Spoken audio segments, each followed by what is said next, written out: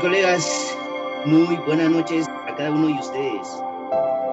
Estimados colegas, en el nombre del Centro de Alto Rendimiento Docente, a algunos de ustedes les damos la cordial nuevamente bienvenida, ¿no? Y a otros que se están integrando a este curso con los brazos abiertos, por supuesto, también le damos la más cordial bienvenida.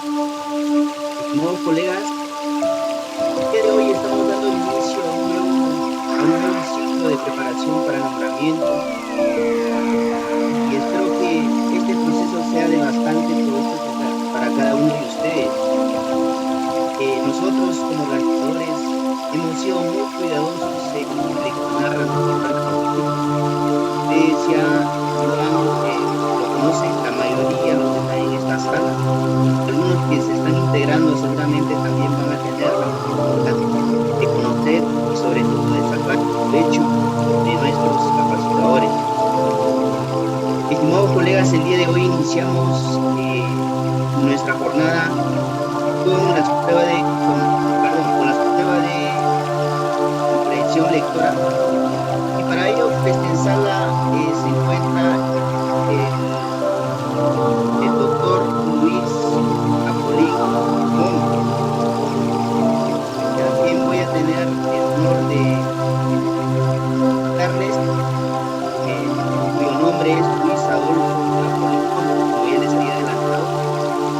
Él es doctor en educación, docente en la especialidad de lengua y literatura por la Universidad Nacional Mayor de San Marcos.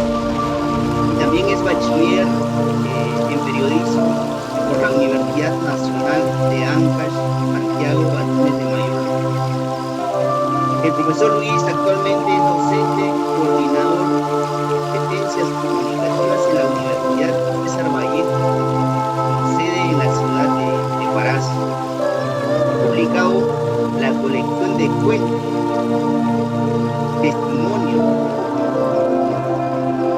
El grito de los días en el 2005, Mano, El silencio de los días en el 2007 y la colección de ambos, Epitafio, en el 2020. Ha participado en diversas antologías de ciencia ficción y terror a nivel nacional e internacional. Profesor Luis, estimados colegas, es un gran profesional, la mayoría de los que están en la sala lo conocemos, y hay que tratar de sacarle el máximo de los provechos. Entonces, en ese sentido, estimados colegas, voy a dar pase al profesor Apolín sin más preámbulos. Profesor Luis, buenas noches y bienvenido nuevamente, también por supuesto a usted, profesor Luis, a esta su casa, el Centro de Alto Rendimiento Docente. Gracias, profesor.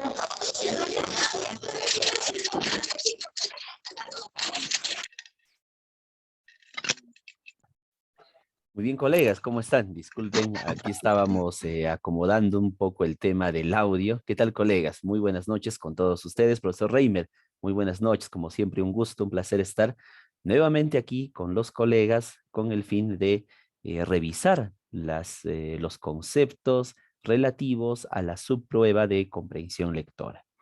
Muy bien, sin mayor dilación, estimados colegas, vamos a comenzar entonces con lo relativo a nuestra primera parte del taller, ¿no? Bueno, les voy anunciando cómo va a ser llevado en este caso el taller. Vamos a tener una primera parte de una cuestión teórica práctica y luego vamos a pasar a una parte netamente práctica. Más o menos a las 7:50 vamos a tener un pequeño receso de 5 minutos para luego seguir continuando con todo lo nuestro, ¿no? Muy bien, colegas. A ver, vamos a comenzar entonces revisando nuestras diapositivas de hoy. Para ello, vamos a compartir aquí. Muy bien, colegas. A ver, vamos a comenzar. Dentro de lo que es la comprensión lectora, no podemos dar lo que se conoce como un salto al vacío. Siempre se tiene que ir por partes. Hay que recordar también que el proceso de mejorar nuestra comprensión lectora es un proceso en realidad constante. No es algo que se pueda hacer al momento, al inicio, termino una clase, profesor, y con eso ya mejoré mi comprensión lectora.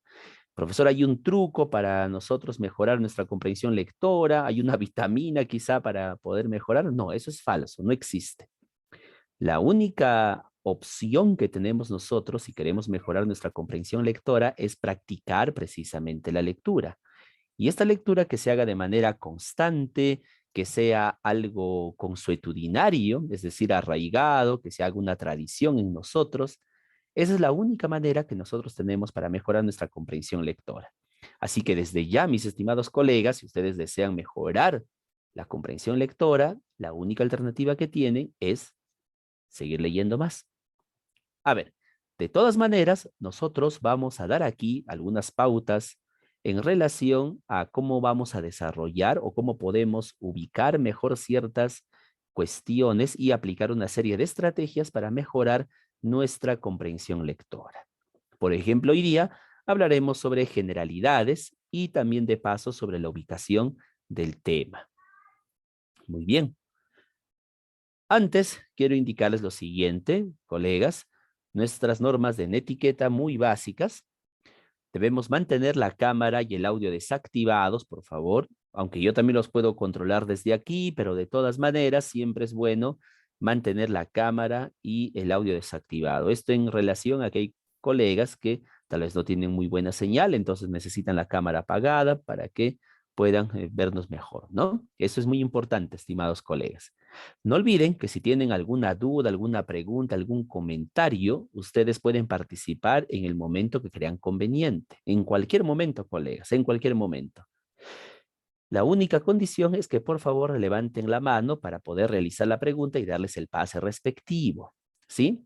Si es que no quieren levantar la mano y desean escribir solamente por el chat, pueden hacerlo. Nosotros estamos atentos a todo lo que ustedes escriban en el chat o cuando ustedes también levantan la mano. ¿Está bien? Esa norma de etiqueta para poder llevar la organización. No se queden, por favor, con la duda. Si quieren comentar algo, si tienen alguna pregunta, alguna cuestión que no quedó clara, háganmela saber. Y por último, escribir siempre con cortesía por el chat, ¿no? Eso ya está de más decirlo, pero sin embargo, siempre es necesario recalcarlo. Muy bien, colegas, vistas nuestras normas básicas de netiqueta para nuestra sesión de hoy, ya somos 19 en sala, vamos a comenzar. Muy bien. Primero, quería hablar, a ver qué pasó por ahí. Se silenció. ¿Cómo está, profesora Judith? ¿Qué tal? A ver, parece que se silenció. Bueno, en fin. A ver, colegas, vamos a comenzar. A ver, un momento, colega. Ya, ahora sí, parecía que había un problema con el audio. Bueno, a ver, vamos a revisar la composición de la prueba única nacional. En este caso, no tenemos todavía cuál es la composición, la nueva composición de la prueba única nacional, no la tenemos. Aparentemente va a haber algunos cambios, pero hay que tener en cuenta que comprensión lectora es una parte que es un tópico que va a quedar necesariamente. Así que considero que en realidad no va a haber mayores cambios, ¿no? Va a quedar como tal. Además, los cambios que se han anunciado hasta la fecha, por lo menos, que luego ya va a salir el reglamento en unos días aparentemente, no dicen nada en torno a la prueba como tal. Así que simplemente vamos a seguir manejando lo que se manejaba anteriormente, ¿no? El número de preguntas 25, el puntaje por respuesta es de 2 puntos cada uno, el puntaje máximo es de 50, nuestra meta es tratar de enfocarnos y canalizar todos nuestros esfuerzos en lograr el puntaje máximo de 50. ¿Se puede lograr? Por supuesto que se puede lograr. Y el puntaje mínimo requerido de 30. Muy bien. Obviamente ya sabemos que no hay puntos en contra, a pesar de lo que algunos creen, no existen puntos en contra. En relación al tiempo, seguimos manejando el mismo tiempo de los exámenes anteriores, son 4 horas con 30 minutos, lo cual hace que se sugiera a manera de propuesta invertir en la prueba de comprensión lectora un máximo de 1 hora, 60 minutos. Parece poco, pero en realidad es un tiempo prudencial. No se puede invertir más tiempo en comprensión lectora en consideración que solamente hay 4 horas con 30 minutos. Obviamente esta es una propuesta. Se van a percatar que a medida que nosotros vamos avanzando y vamos revisando información y vamos revisando también algunos textos que encontremos por ahí, se van a percatar que sí, sí se logra y sí se cumple. Muy bien, continuamos. A ver, comprensión lectora conforme a cómo lo define el Ministerio de Educación o cómo aparece definido en el examen de nombramiento en la última vez que tuvimos el examen de nombramiento y que, bueno, sucedió lo que ya todos saben, ¿no? A ver, ¿cómo lo entiende? Es importante entender qué es lo que el ministerio nos da como comprensión lectora. A veces simplemente nosotros nos basamos en otros autores, en otras ideas. Es posible que estén en lo correcto también esos autores o esas ideas que nosotros manejamos, pero nosotros damos un examen al ministerio, así que tenemos que saber a qué nos enfrentamos y cómo ellos lo entienden. A ver, primero, evalúa la capacidad del postulante, de nosotros, para construir el significado de textos de diversos tipos. Los tipos que normalmente utiliza el Ministerio de Educación para los exámenes suelen ser muy, pero muy marcados, con secuencias dominantes muy marcadas. ¿A qué me refiero cuando digo secuencias dominantes? Me refiero a los tipos de texto, de acuerdo a su discurso, o como llaman otros, de acuerdo a su superestructura. Profesor, ¿de qué está hablando? Por ejemplo, bien utiliza textos narrativos muy marcados, o sea, son evidentes que son textos narrativos, o bien emplea textos expositivos argumentativos, o perdón, expositivos, que son bastante, muy marcados, ¿no? Marcadamente expositivos. O bien, en algunos casos, textos argumentativos claramente argumentativos. Primer detalle a tener en cuenta. Luego vamos a tomar nuevamente ese dato. En particular, evalúa la capacidad de ubicar información explícita, tal cual está en el texto, en textos complejos. Cuando decimos en textos complejos, quiere decir que el texto puede albergar una variedad de temas, de subtemas o incluso puede contener una diversidad bastante amplia de ideas, ya sea secundarias y una principal. Básicamente eso es lo que se entiende como un texto complejo. Un texto complejo el ministerio no lo entiende, o hay que recordar que no lo entiende como decir un texto que nos hable sobre un fragmento de la filosofía de Heidegger, por ejemplo. No va a venir eso, ¿no? Tampoco va a venir una especulación sobre la fenomenología política, o sea, no viene eso, ¿ya? Un texto complejo normalmente se entiende porque es un texto que alberga un tema, varios subtemas, tiene una idea principal apoyada por varias ideas secundarias. O sea, básicamente eso se entiende por un texto complejo. Aunque también lo pueden entender un texto complejo como un texto que puede tener una diversidad de presentaciones, es decir, un texto continuo o un texto discontinuo. Sin embargo, los que estuvimos en la evaluación, en la última evaluación, nos percatamos que no habían textos discontinuos. Todos los textos que nos presentaron eran continuos y una complejidad en realidad bastante eh, básica, digámoslo así, ¿no? Pero volvemos a este punto. Integrar información de un texto para inferir su tema. Sí, sí, colegas, las preguntas sobre el tema de un texto son preguntas de inferencia. Las preguntas para averiguar el propósito, la idea principal y las ideas secundarias también son preguntas de inferencia. Tengan presente lo que les acabo de decir para ver lo siguiente. Su propósito, el objetivo de un texto o las relaciones lógicas implícitas entre sus distintos componentes. Es decir, cómo un tema o un subtema del texto se relaciona con otro subtema. ¿Bajo qué condición se relaciona? La idea está, vamos a basarnos en el último examen. Yo siempre les voy a tomar como referencia el último examen. En el último examen no se vieron estas relaciones lógicas implícitas, o sea, no había preguntas que hablaran sobre las relaciones lógicas implícitas entre los distintos componentes. No había. Si ustedes recordarán, no habían preguntas que nos dijeran, por ejemplo, el párrafo 1 con respecto al párrafo 2, guarda una relación de. ¿Había alguna pregunta así? Si se han percatado, no existía, ¿no? A ver. Y reflexionar críticamente sobre el contenido y la forma de un texto. Cuando decimos reflexionar críticamente, estamos hablando de dar una valoración o juzgar algo en relación a la información que tengo. Obviamente, las preguntas de criticidad suponen que una persona que ha leído el texto ha comprendido la lectura, puede inferir información y a partir de esa inferencia recién plantear una valoración, es decir, llegar al nivel crítico. Muy bien. Resumiendo, colegas, y en relación a la última experiencia que tuvimos, la comprensión lectora o el examen de comprensión lectora, algunos colegas decían, estaba fácil, algunos colegas decían, estaba igual, y algunos otros colegas mencionaron que era más difícil de lo anterior. De manera particular, yo puedo decir que no ha sido ni fácil ni difícil. Lo que ha sucedido es que ha sido más claro, que es diferente.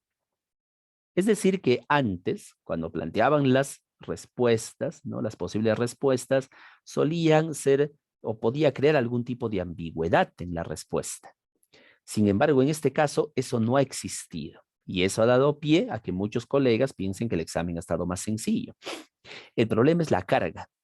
Como ustedes saben, los textos no son breves. Qué bueno fuera que sea solamente un párrafo como el que ven aquí. Los textos tienen una extensión relativa. ¿Con qué finalidad? ¿Por qué los textos son tan amplios? Siempre hay colegas, hay docentes que se preguntan ¿por qué el ministerio da textos tan amplios? Una hoja, dos hojas, una cara, dos caras. ¿Por qué razón? ¿Nos quieren desaprobar? No. En realidad lo que ocurre es bastante sencillo. Cualquier persona leída, versada en el ambiente de la lectura, es decir, que está inmersa en la lectura, no suele tener problemas para leer un texto denso, como ocurre en el examen de nombramiento. Es decir, se le va a hacer sencillo leerlo. Y la pregunta es, ¿quiénes son los llamados a practicar la lectura? Somos nosotros los docentes.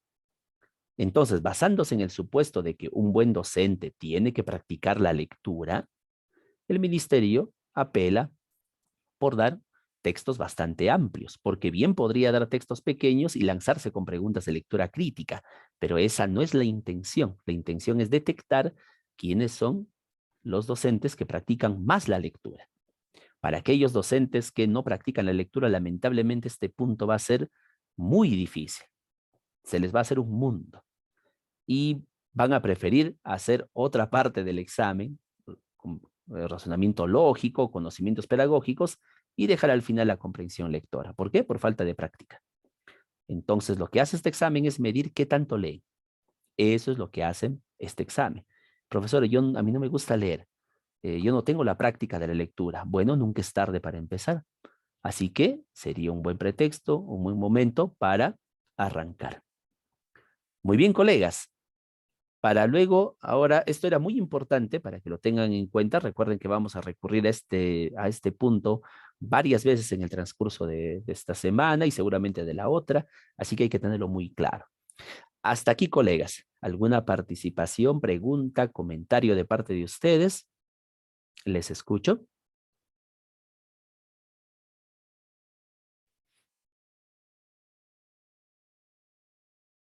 Muy bien, ya somos 27 en sala. Muy bien, perfecto. Continuamos. A ver, vamos a ver. Excelente, profesora. Muy bien. Continuamos. Ahora, presten atención a lo que les voy a indicar. Muy bien. Lo que tenemos aquí son las características generales de las preguntas. Las preguntas que nos da el Ministerio de Educación tienen básicamente esta forma. Ténganlo muy en cuenta para realizar el examen. ¿Ya? Primero, las preguntas bueno, yo estoy hablando del último examen, ¿no? Esperemos que no haya mayores cambios y que sea básicamente igual, ¿no? Así que, lo siguiente. Primero, a tener en cuenta, las preguntas o las alternativas que nos dan, Cada pregunta solamente tiene 3 alternativas, ¿no? O, perdón, 3 opciones. Y nosotros tenemos que escoger una alternativa. A ver, en este caso, ¿cómo funciona? Obviamente, una respuesta va a ser la correcta o lo que se conoce como respuesta posible. Siempre, obvio, si no, no nos darían con alternativas. Una de esas preguntas, solamente una va a ser un distractor. Un distractor. Que es básicamente una idea que no tiene nada que ver con el tema, o sea, es marcadamente contradictorio incluso. El texto nos habla sobre la guerra en Ucrania y ese distractor habla sobre la Unión Europea, por ejemplo, por decir. Entonces, es un distractor que se desliga del tema general, ¿no? Es una respuesta que, pues una alternativa, pues una opción que obviamente no es, ¿no? Y por último tenemos esto, y aquí es donde viene la confusión. Una de las alternativas que nos dan va a ser cierta, pero solamente en determinados contextos, no en todos. Y he ahí la confusión. Y es ahí donde muchos colegas tienen este problema. O sea, ven las 3 alternativas, ya, todo bien. Se dan cuenta de que hay 2 respuestas posibles. Uno obviamente lo descartan porque no tiene pies ni cabeza. Pero de las 2 tienen que saber cuál elegir. ¿Cuál eligen? Tienen que elegir aquella que se ajuste a todos los contextos que menciona el texto. Recuerden que va a haber una que va a ser un distractor, que va a ser cierto, pero se va a ajustar solamente a determinadas situaciones o contextos, ¿ya? Esta es la estructura general de las preguntas. Por ahí me pareció una colega que levantó la manito, pero no pude ver su nombre. Bueno, si tienen preguntas, no olviden, colegas, levantar la manito. Pueden hacerlas cuando ustedes crean conveniente. O también a través del chat, ¿ya? No hay ningún problema. Estamos muy atentos a sus inquietudes. Entonces, tengan en cuenta esto, colegas, ¿ya? Esta es la estructura que el ministerio nos da, ¿no? Un distractor que no tiene nada que ver, 2 respuestas posibles, pero una de ellas es cierta, pero en contextos que no tienen nada que ver con el texto. Ahí está el problema y ahí está siempre la dificultad. Muy bien, pero nunca se confíen, ¿ah? Nunca hay que confiarnos. A ver, y luego, ¿cómo se plantean las preguntas de comprensión lectora? Las preguntas de comprensión lectora se plantean de la siguiente manera. Conocimiento previo de las personas que tanto saben sobre un tema. Ojo, ese conocimiento previo tiene que servir solamente como base para que yo pueda comprender mejor la lectura. Evitemos que nuestro conocimiento previo intervenga con información que en el texto no está. Ojo, puede ser que yo sea un experto, vamos a suponer que ustedes son expertos en anatomía, ¿no? Y entonces leen un texto que habla sobre los ligamentos del cuerpo y se dan cuenta que hay una parte que eso ustedes ya lo conocen. Entonces ya ni siquiera le prestan atención, no lo leen. Tengan mucho cuidado. A veces las cosas no son lo que nosotros creemos. Tenemos que fijarnos únicamente en lo que el texto nos dice. Puede ser que el texto tenga errores, eso no interesa. Lo único que interesa es que si hemos comprendido o no el texto. Tengan muy en claro eso. Toda la información que yo voy a marcar tiene que salir netamente del texto. Muchos colegas tienen una dificultad en este punto. ¿Por qué razón? Leen un texto que habla sobre la educación en la década del 70 y dicen, no, pero esto yo ya lo conozco, yo ya lo sé, y comienzan a cruzarse en su cabeza informaciones sobre las cosas que ellos saben con respecto a lo que está en el texto y marcan lo que ellos creen. Eso es un gravísimo error. Nunca marquen lo que ustedes crean. No hagan eso. Marquen la respuesta que se ajuste al contexto de la lectura. ¿Está bien? Eso parece bastante obvio, pero en realidad para muchos no lo es. Nuestra experiencia previa o nuestros conocimientos previos a veces suelen jugarnos una mala pasada en este punto. Tengan mucho cuidado. Y por último, el nivel taxonómico que nos exige. ¿A qué se refiere con nivel taxonómico, profesor? Esto lo vamos a ver luego. Luego lo vamos a ver, pero les voy indicando algo. Las preguntas que el ministerio nos da normalmente son de dos tipos, solamente dos tipos.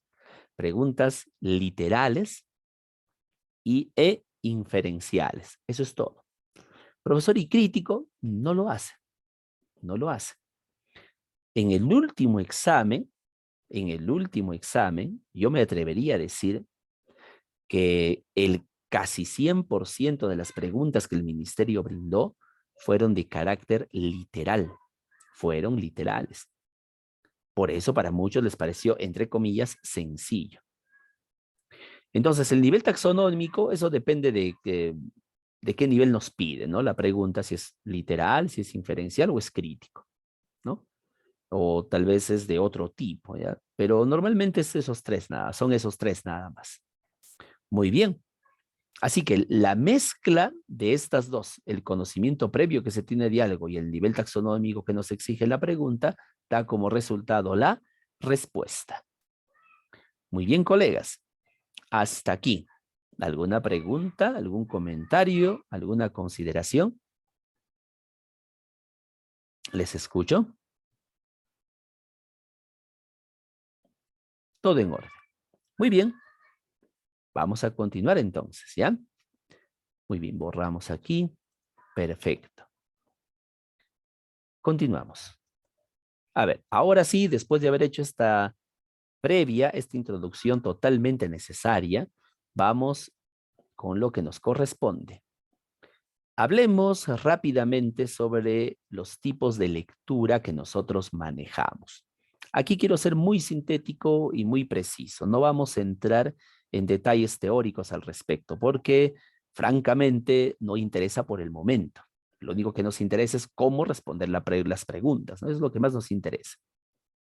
Por lo tanto, vamos a responder algunos detalles. Primero, ¿los jóvenes leen? Eso se ha dicho que sí, que algunos dicen que no, que sí, pero en realidad sí, los jóvenes de ahora leen y mucho más que nosotros. El problema no está en si leen o no, sino si leen libros y el tipo de lectura que nosotros realizamos. Aquí voy a mencionar rápidamente tres tipos de lectura.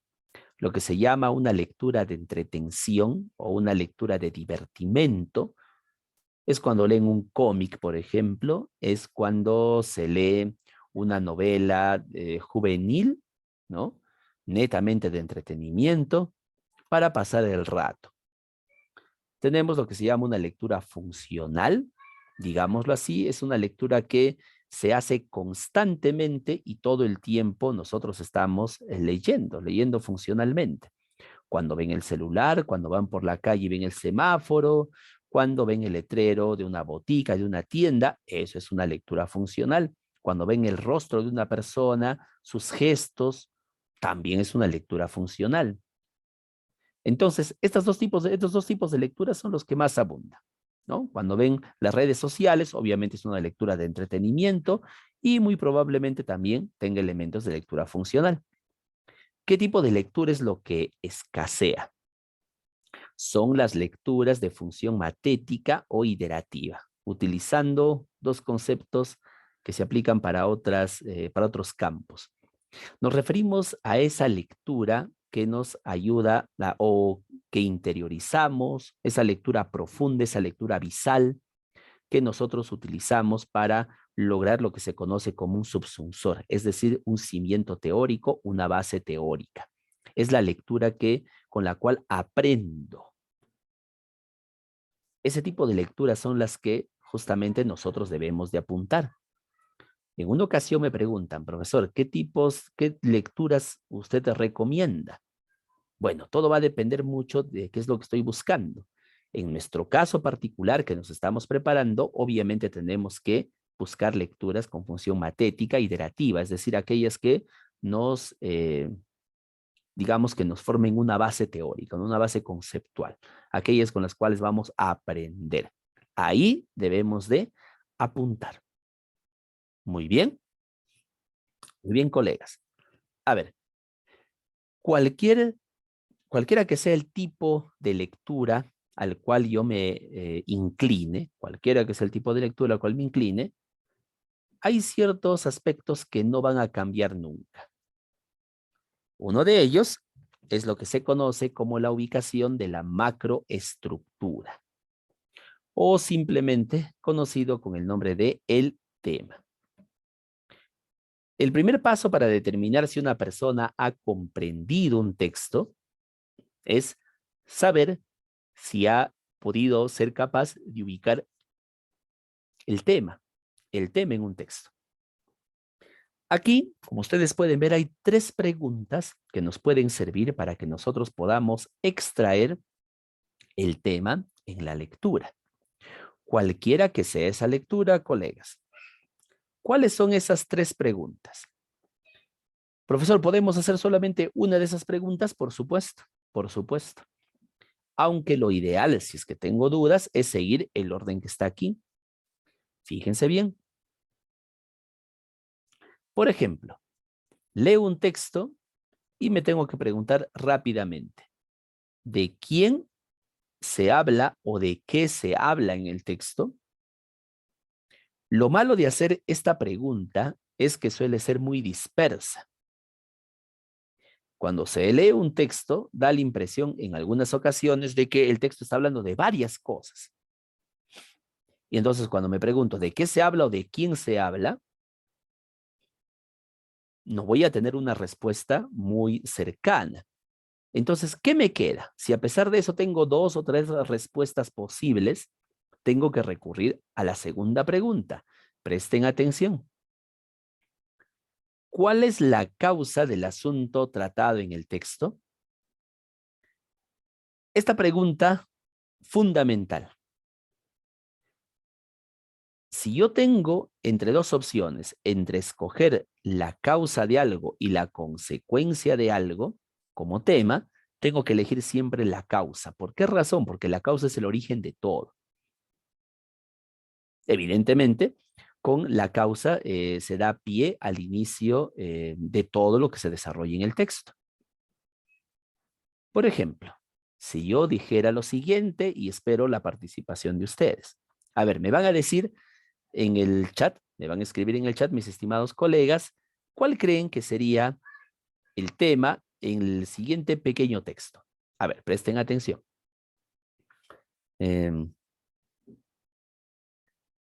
Ucrania ha indicado que recuperará la península de Crimea. Esto ha originado la furia de Vladimir Putin. ¿Cuál es el tema?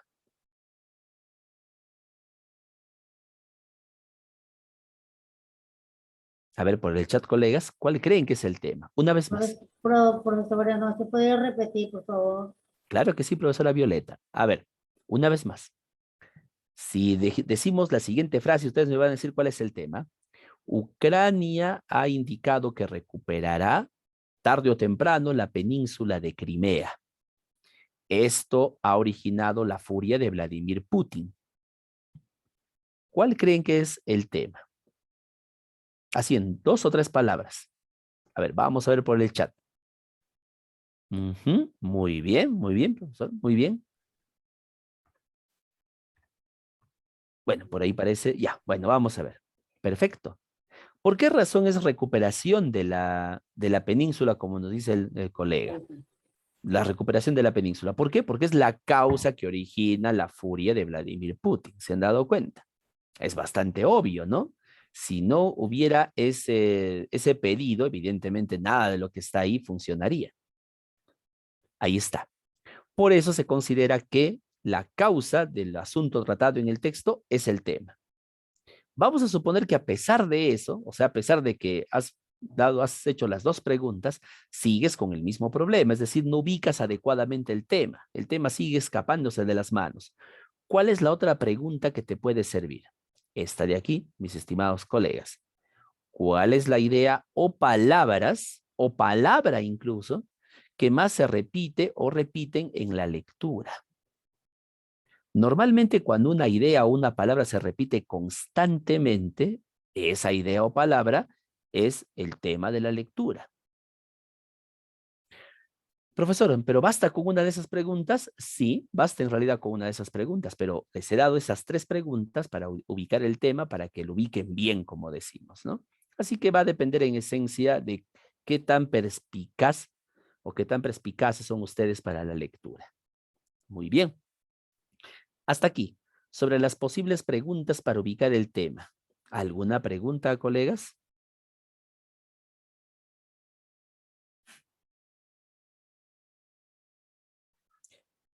No olviden que nos pida o no el examen, el tema del texto, es nuestra obligación ubicarlo. Cada vez que lean el texto, terminen la lectura, siempre pregúntense, ¿de qué habló la lectura? ¿Cuál es la causa que origina todo? ¿Qué idea se repite más o qué idea es la más constante en la lectura? Siempre pregúntense eso, colegas, ¿ya? Nunca se confíen, no esperen una iluminación en el momento, ¿ya? Muy Profesor, bien. disculpe, una consultita. Sí, Y colega. cuando se dice que se expresa como frase nominal, eh, que actúa sea como un sustantivo, no debe contener el verbo, ¿verdad? Solamente es una frase nominal. Muy bien, profesora Violeta. Muchas gracias por su participación. Al, al tema se le conoce como una frase nominal o también se le conoce como grupo nominal. Así ustedes lo van a encontrar en otros manuales o seguramente les han dicho así. ¿Por qué yo no les he mencionado nada de la frase nominal? Porque son conceptos que se suelen utilizar en morfosintaxis que veo que aquí no viene al caso, pero podemos desarrollarlo. ¿Por qué se dice que es una frase nominal tal como lo afirma la profesora Violeta? Porque tienen como núcleo a un sustantivo. Hacemos la prueba. Antes de ver la estructura, fíjense aquí conmigo, mis estimados colegas. Fíjense aquí. Vamos a poner un tema. El divorcio de Keiko Fujimori. Ahí está. ¿Cuál es el núcleo? Divorcio. ¿Lo ven? ¿Qué es lo que origina toda la noticia? ¿Cuál es la causa de toda la noticia? El divorcio. Cuando leen el texto, ¿qué palabra se va a repetir constantemente en todo el texto? El divorcio. ¿Se han dado cuenta? Y tiene como núcleo un sustantivo, que en este caso es el divorcio. La palabra divorcio. ¿Ya? Y esto pasa con todo, colegas. Y como lo dice la profesora, no hay verbo. Fíjense ahí, no hay ningún verbo a la vista. ¿Ya? No hay verbo. Esto responde a una estructura que vamos a ver a continuación. Muy bien. Vamos a compartir entonces las diapositivas. Muy bien. Ahora, ¿habrá algún esquema, alguna fórmula, entre comillas, y lo digo entre comillas porque en realidad no existe una fórmula como tal, pero sí existe un parámetro que podemos seguir? Sí, hay una fórmula o parámetro que nosotros podemos seguir. ¿Cuál es? El que está aquí. Fíjense con atención y aquí justamente viene a tallar lo que la profesora nos mencionaba, ¿no? Prestamos atención. Un tema normalmente, y el que nos brinda el Ministerio de Educación, tiene dos partes. Todo tema está compuesto por un elemento y por un área de exposición. Así se le conoce. Elemento y área de exposición. El elemento viene a ser la parte más breve y al mismo tiempo la parte más sustancial del tema. El elemento se compone de un artículo, profesor, pero el artículo siempre tiene que estar ahí. No, es opcional. Entonces, ¿por qué lo ha colocado? Porque un sustantivo normalmente se acompaña de un artículo que lo determina. Esto es lo que se conoce en gramática como determinante, para no hacernos problemas. Normalmente un sustantivo está acompañado de un artículo. El magisterio, la guerra, el divorcio, los sicarios, el reggaetón. ¿Se dan cuenta, colegas? Normalmente digo, no siempre. Perfecto. Entonces, el elemento es la parte más breve, pero sustanciosa. ¿Se compone de qué? De un artículo y del sustantivo, que es el núcleo de la frase nominal o grupo nominal, si quieren llamarlo así.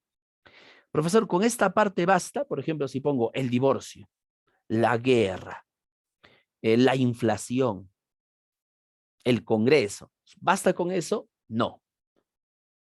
Un tema tiene que ser también Si bien es cierto, tiene que ser breve, tiene que ser muy específico en algunas ocasiones. Y para esto va a recurrir a lo siguiente. Ya tenemos el elemento. Junto al elemento se coloca un adjetivo, cualquier tipo de adjetivo, o un modificador indirecto. Un modificador indirecto.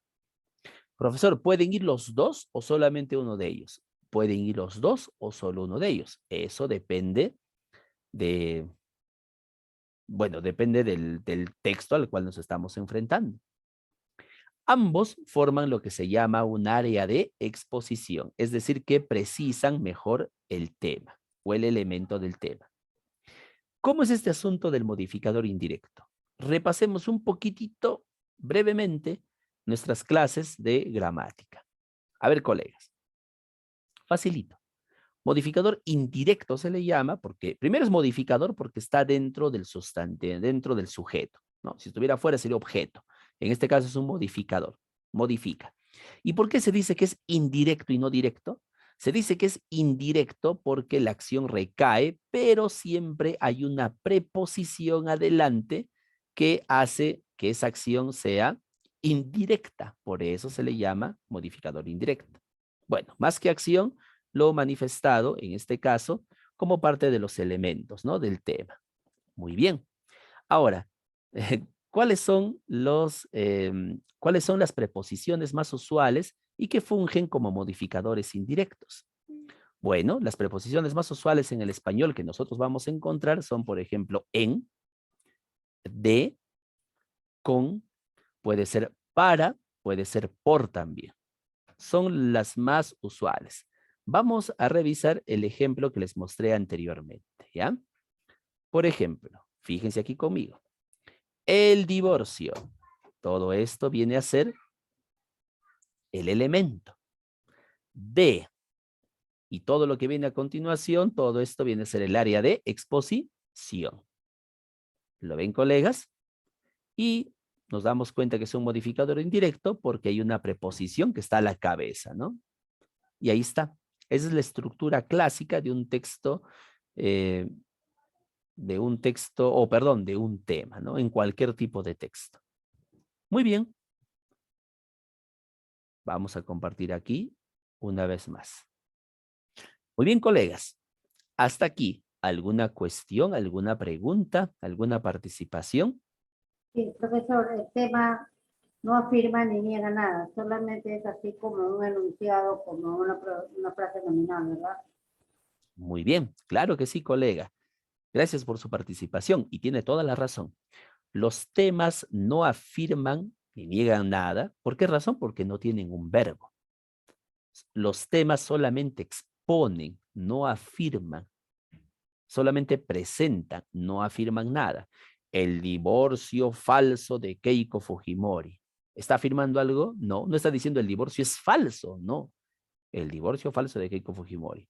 La invasión rusa a Ucrania. Si se dan cuenta, no está afirmando nada. La delincuencia desbordada en el Perú solamente expone un problema. El magisterio peruano en la actualidad no está afirmando nada, solamente lo presenta. Característica básica de un tema es que no presenta verbo. ¿Ya? Solamente las ideas principales lo tienen. Muy bien. Hasta aquí, colegas. ¿Alguna otra pregunta, participación, comentario, intervención? Hay que tener en cuenta este esquema, por favor, elemento y área de exposición, para lo que vamos a hacer luego. Profesor, y por referente, cuando hay un tema que puede también tener la idea principal, puede contener. A ver, vamos a ver. Muy buena pregunta y la respuesta es la siguiente. ¿Las ideas principales contienen al tema? Sí, eso es obligatorio, ¿no? ¿Por qué razón? Porque las ideas principales responden a la pregunta, ¿qué se dice del tema?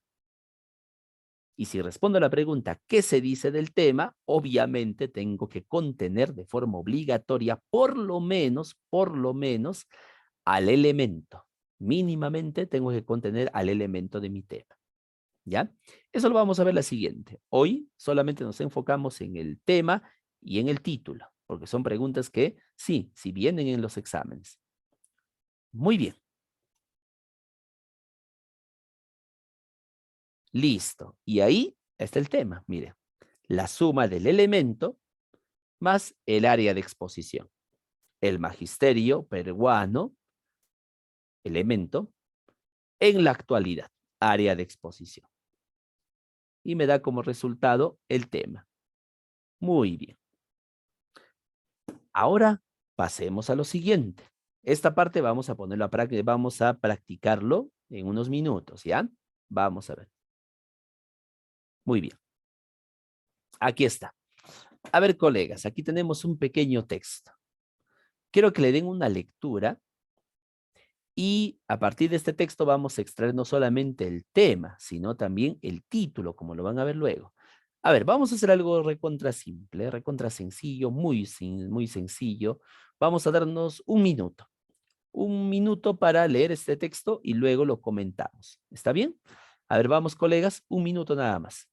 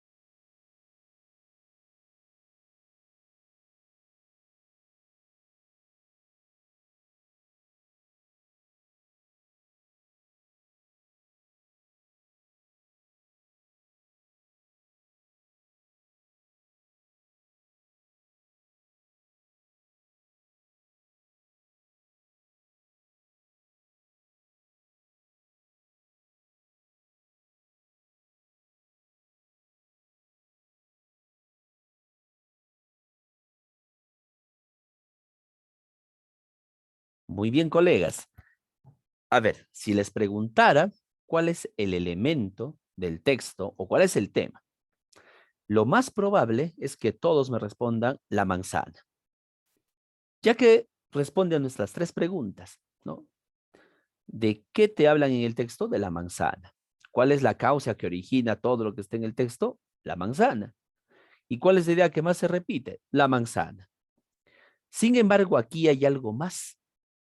Si les preguntara, colegas, ¿cuál es el tema del texto? ¿Bastará con decir la manzana? A ver, espero sus respuestas en el chat. ¿Cuál es el tema del texto? Recuerden no usar verbos. No usen verbos.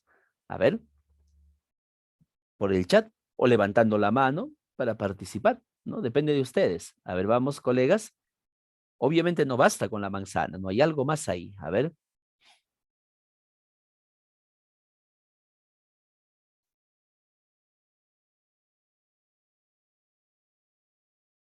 Muy bien. La manzana, nos dice la colega Judith, como fruto comestible. La manzana y sus propiedades. La manzana es una fruta, colega Lina. Eh, Estamos utilizando un verbo cuando decimos es, ¿no? Entonces ahí está. La manzana, fruta versátil. Eh, Estamos cerca también, muy bien. La manzana y sus propiedades. Perfecto, colegas. Muy bien. En realidad, de una u otra manera, todos tienen razón.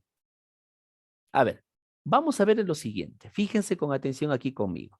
Obviamente estamos de acuerdo que el elemento es la manzana, ¿no? Eso no hay nada que hacer. Ya sabemos que el texto nos habla sobre la manzana, pero sí, colega Ana, adelante.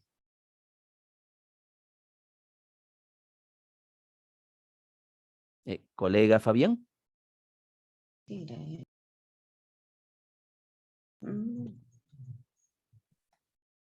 Bueno, parece que hay un problema con el audio de la colega. Bueno, no hay problema.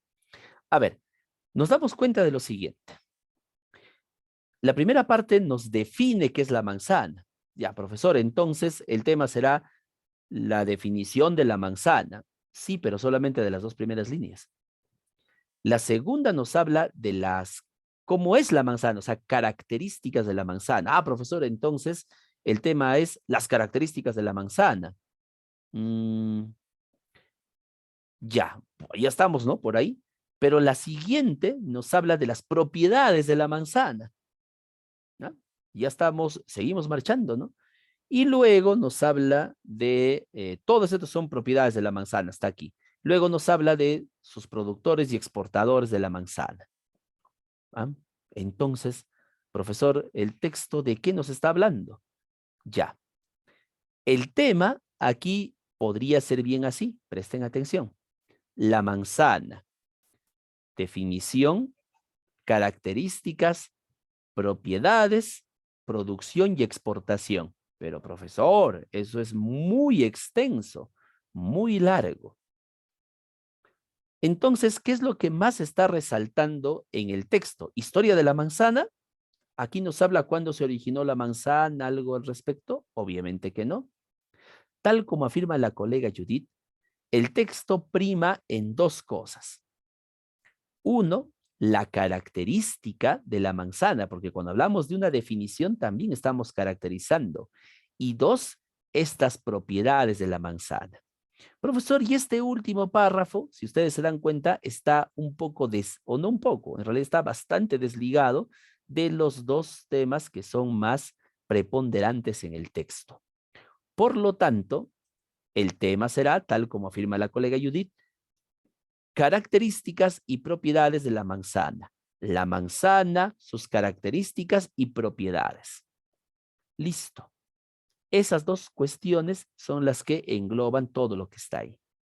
Muy bien, colegas. Gracias por su participación. No olviden que un tema no tiene nunca verbo. ¿Ya? No olviden eso. Perfecto. Bueno, qué bonito sería si en el examen viniera así, ¿no? No viene así. Pero la forma como vamos a extraer el tema en realidad es esencialmente lo mismo. Muy bien. A ver, ahora pasamos al título. Presten atención. En el examen es muy probable que nos pregunten, y lo han hecho ya, sobre el título. ¿Qué título le colocarías al siguiente texto o al texto anterior? ¿Qué título sería el más adecuado para el texto anterior? Recordemos que título es básicamente sinónimo de tema. Recordemos eso. Título igual a tema. Profesor, ¿eso quiere decir que si encuentro el tema, ya encontré el título? Sí, así es, efectivamente, ya encontré el título.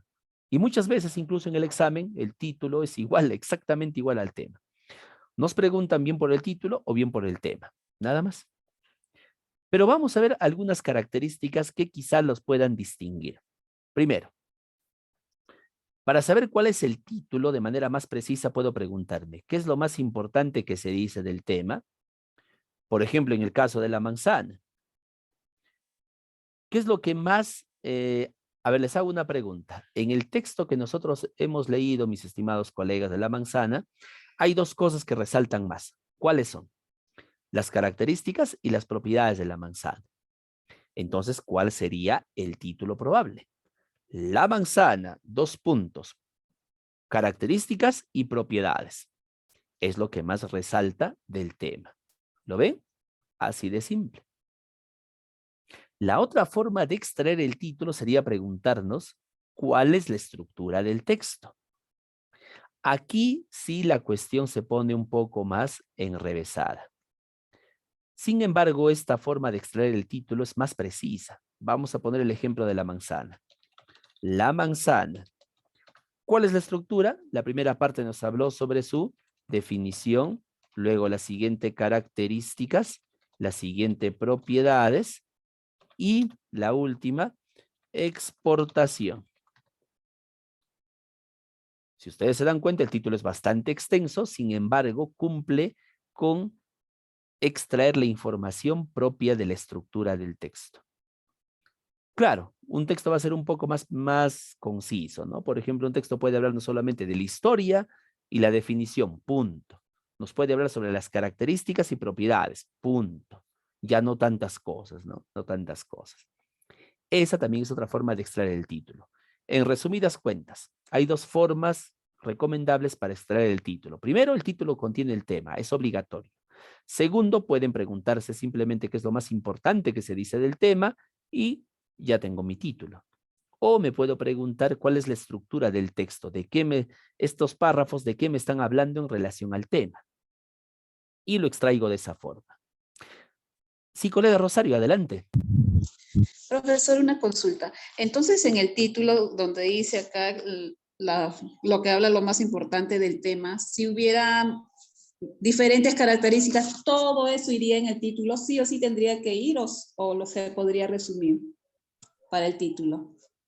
Por ejemplo, características, propiedades, exportación, no sé, otro más, todo eso tendría que ir si es que mi texto va a diferentes puntos importantes. Muy bien. Gracias, colega Rosario.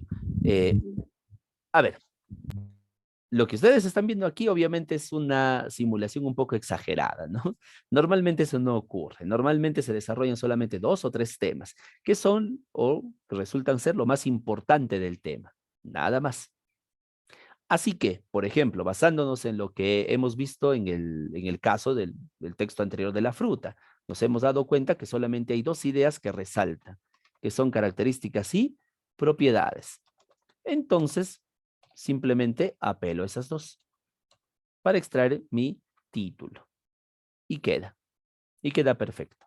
Además, si se han percatado, es básicamente el tema, ¿no? Solo que lo he puesto de manera un poco más creativa, entre comillas. Y ahí está. El título puede ser variado, puede ser una pregunta incluso. ¿Cuáles son las propiedades y características de la manzana? O el título puede ser, ¿qué es una manzana? ¿Qué la caracteriza? También podría ser un título. Lo importante es que contenga el tema. Muy bien. Y ahora veamos aquí una fórmula. A ver, lo que les había mencionado, ¿no? Lo más importante, la idea destacada del texto, lo más importante. A ver, vamos a borrar esto. Muy bien. Más el tema o elemento del tema, ¿no? Eso me da como resultado el posible título. El tema más lo más resaltante, la actualidad del magisterio peruano. Ya está mi título. O puedo seguir el otro esquema, el tema más la estructura del texto, el magisterio peruano, 2 puntos, actualidad y perspectivas. Junto a esa idea y también tengo mi título. ¿Cuál es la mejor? ¿Cuál es la más, cuál es la auténtica? Cualquiera de las 2, dependiendo cómo aparece en sus alternativas. ¿Ya? Muy bien. Ahí está entonces las otras 2 fórmulas, entre comillas, o parámetros que podemos seguir para extraer el título en un texto. Hasta aquí, colegas. ¿Alguna otra pregunta, participación? Luego de nuestro pequeño receso, vamos a continuar ya con nuestra práctica calificada, ¿sí? Con nuestra práctica calificada. O guiada, perdón, guiada. Y si nos damos tiempo, revisamos un examen que tenemos por ahí. Lamentablemente, no he podido conseguir los exámenes de la última prueba que dimos a inicios de año, ¿verdad? A inicios de año. No he podido conseguir. Me parece increíble no haberlo conseguido. Tal vez ustedes lo tienen por ahí. Pero bueno, vamos a seguir tratando, ¿ya? Para poder analizarlo y revisarlo, no es necesario hacerlo. Aunque no tenemos las respuestas, lo podemos desarrollar aquí. Muy bien. Colegas, Profesor, ¿alguna? voy a hacer una consulta así. Sí, colega. Se puede también hacer la pregunta como decir, en el siguiente texto se podría titular, o sea, se puede sacar de manera inferencial. El título también se puede hacer así, o sea, inferir. Muy bien, buena pregunta, colega. Y aclaramos lo siguiente. El tema, al igual que la idea principal y el título, son preguntas inferenciales. No parecen que lo fueran, pero lo son. ¿Por qué razón? Porque exigen de la persona que lee el texto la capacidad de síntesis. Y obviamente, y estamos entrando a tallar al nivel inferencial. Así que a su pregunta, todas las preguntas que nos exigen el título o el tema o la idea principal o las ideas secundarias son preguntas inferenciales. ¿Ya? No son preguntas literales. Todas son inferenciales. Muy bien.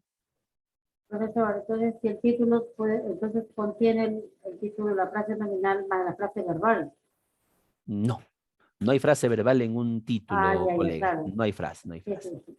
Sí, pues, Ah, muy bien. Y para aclarar ese punto, gracias, colega Violeta, más bien, gracias por su participación, porque aquí hay que aclarar. Al igual que el tema, el título no contiene verbo. Profesor, pero yo he visto títulos con verbo. Digamos que es recomendable no usarlo, porque si no ya entraríamos a tallar a una idea principal. Y eso no es el objetivo de un título. Un título presenta, no afirma. ¿Ven? Así que definitivamente un título no contiene verbos. ¿Ya? Aclarado ese punto. Un título es básicamente muy parecido, por no decir al 100% que un tema. Tiene casi la misma estructura. Muy bien. ¿Listo, colegas? ¿Alguna otra participación, observación? A ver, si alguno de ustedes, colegas, yo lamentablemente no he podido encontrarlo, pero si alguno de ustedes tiene el examen, tal vez por ahí se les infiltró por un mensaje chat, qué sé yo, sería bueno, ¿no? Sería bueno poder revisar el último examen y ver las preguntas de comprensión lectora, ¿ya? Sería bueno revisarlos. Si no es así, no hay problema, revisamos el anterior, ¿no? El anterior examen y todo queda en orden.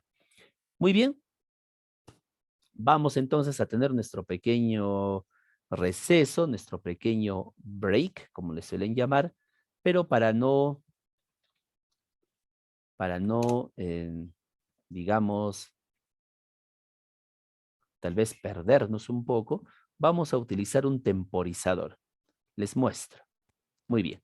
Este temporizador lo vamos a editar para que sea solamente a 5 minutos, así algo rapidito. Ya bueno, 6 minutos, ya 6 minutos. Y cuando ustedes, colegas, escuchen al gallo cantar, a ver, un ratito vamos a ver. Creo que no he compartido el sonido. Ahora sí. Cuando escuchen al gallo cantar, regresamos aquí a nuestro salón, a nuestra aula virtual. Ahí está el gallo, ¿ya? Nos damos entonces 6 minutos, colegas. Nos desconectamos, por favor, y volvemos para hacer nuestra práctica. Vamos.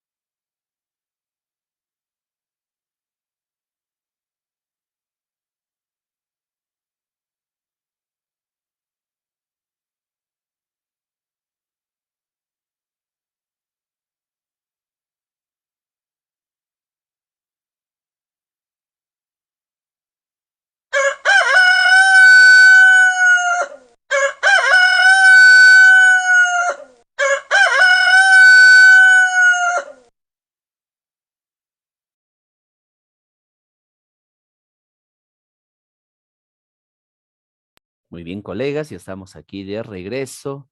Ahora sí, continuamos entonces, ¿ya? A ver, vamos a mostrarles la práctica dirigida. Ah, no, a ver, un momentito, ya. La práctica dirigida número 1. Espero que hayan podido revisarlo. Si no es así, no hay problema. Vamos a aplicar una estrategia de 2 lecturas, ¿sí? Aquí está. Muy bien. Perfecto. Muy bien. A ver, colegas. Tenemos aquí este pequeño texto, ¿sí?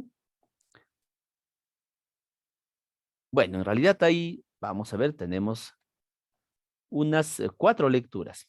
4 lecturas. En total, hace un total de 14 preguntas. Si lo terminamos a tiempo, obviamente vamos a invertir más tiempo en revisar algunas otras preguntas, ¿ya? La idea es ir por partes. Recuerden que nos pidan o no en el examen, nosotros tenemos que buscar necesariamente el tema. En cualquier texto tenemos que ubicar el tema. ¿Está bien? Eso es lo primordial, eso es lo principal. A ver, comenzamos. En este punto, ya. A ver, colegas, vamos a realizar aquí una lectura. Un momentito, a ver, aquí estaba. Aquí estaba. Vamos a ver.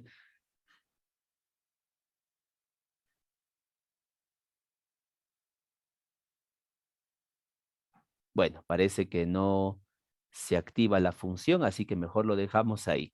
Bien. A ver, colegas, vamos a comenzar. Tenemos aquí el texto número 1.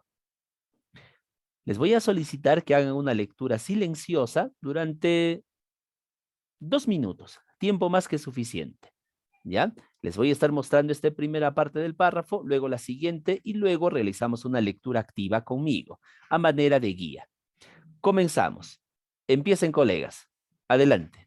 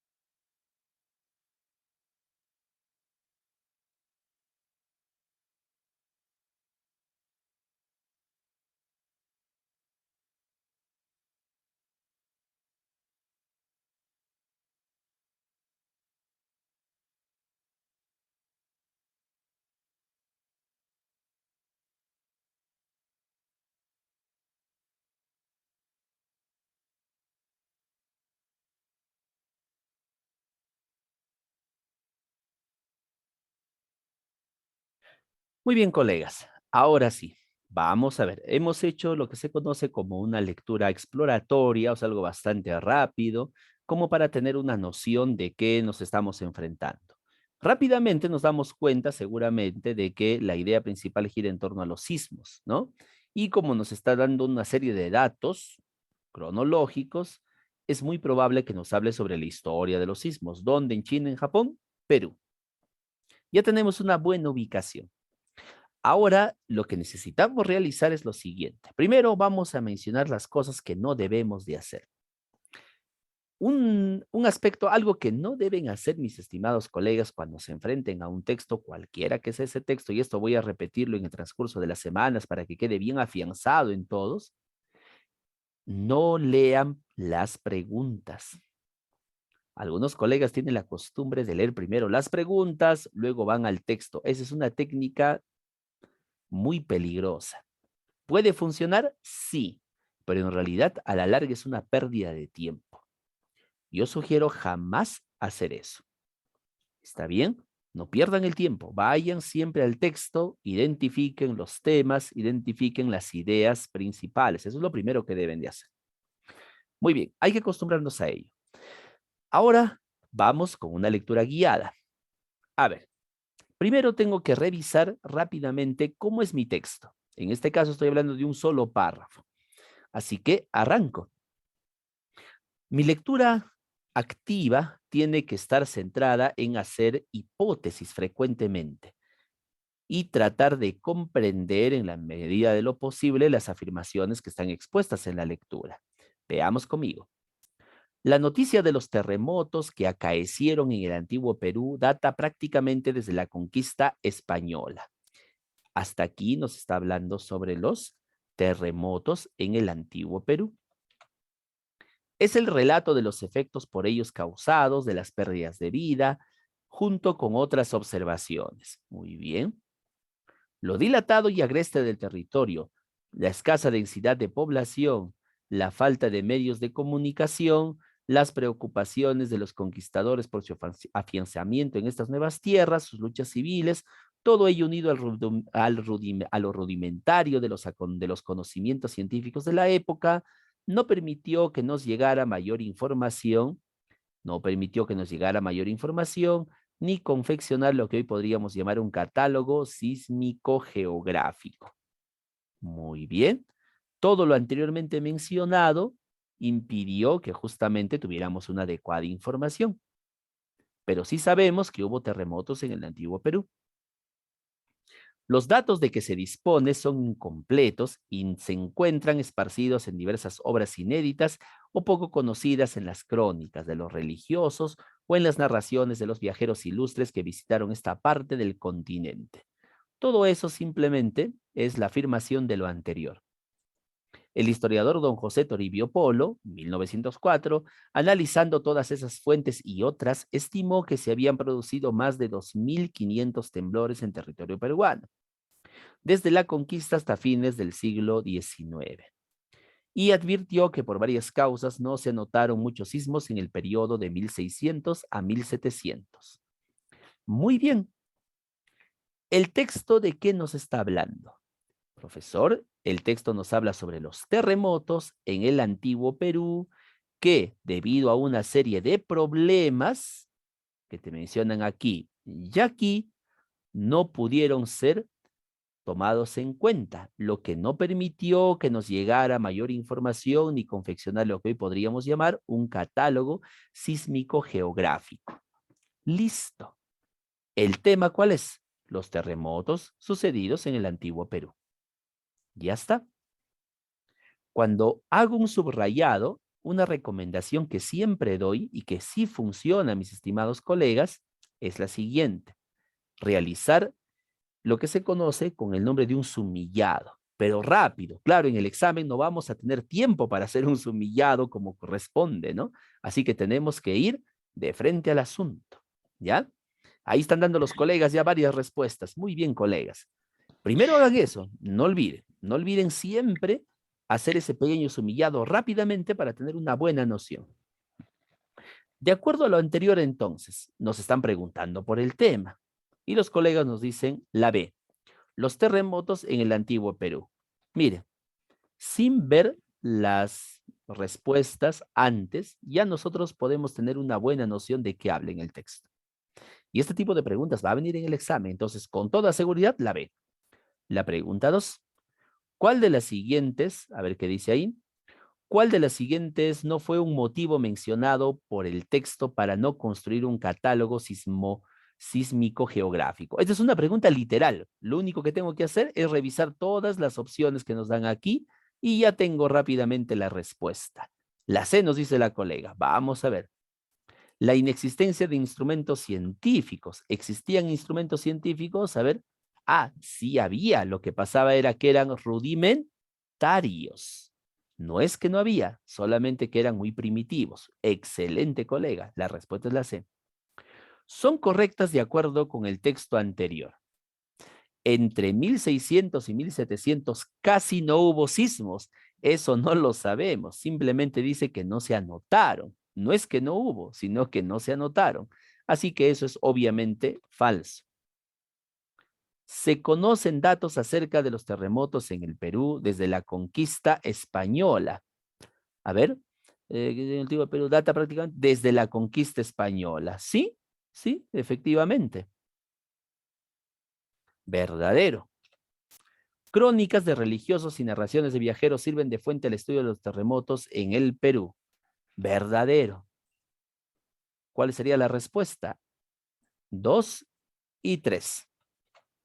Estas son preguntas literales. Si se dan cuenta, son literales. Hasta ahora no hay nada de inferencial. Y así vino en el examen. ¿Qué tal les fue, colegas? ¿3 de 3? Me imagino que sí. Felicitaciones. Si se están preguntando, profesor, ¿así vino en el examen? Sí, así vino en el examen, colegas. La única diferencia era que el texto era más extenso, nada más.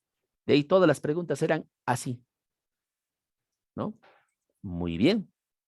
¿Esta vez será igual? Yo les aseguro que sí, ¿no? Van a seguir el mismo patrón, el mismo criterio. Muy bien, vamos a continuar. Tenemos el texto 2. Igual, aplicamos la misma estrategia, una lectura de 1 minuto. 1 minuto de este poema y luego hacemos una relectura conmigo. Empezamos. 1 minuto, colegas, ustedes.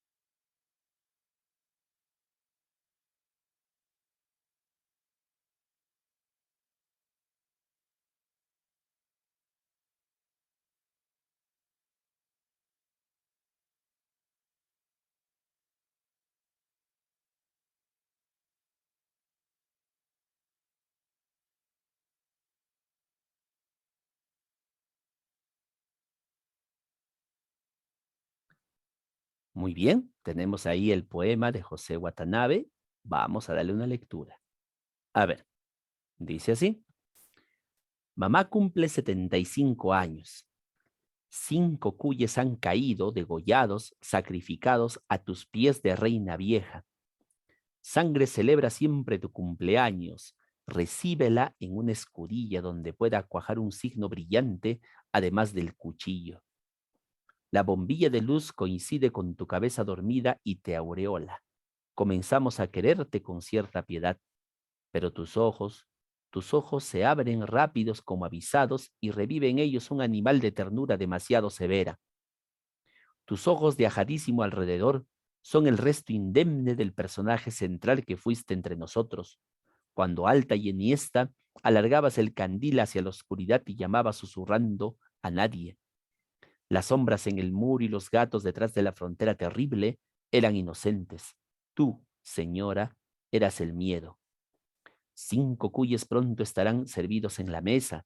Otros eran los del rito curador, los de entrañas abiertas y sensitivas que revelaban nuestras enfermedades. Estos son de diente, de presa. No dirán que tú eres nuestra más antigua dolencia. Evidentemente, el poema es un poema dedicado a su madre. Hay algo inquietante en esta parte iniciática, cuando nos habla que la sangre está siendo recibida en una escudilla y que la bombilla de luz coincide con su cabeza dormida y te aureola. Claramente, para aquellos colegas que son un poco más espirituales, seguramente se habrán percatado que hace una analogía con la imagen de Jesús en la cruz. Es bastante evidente, ¿no?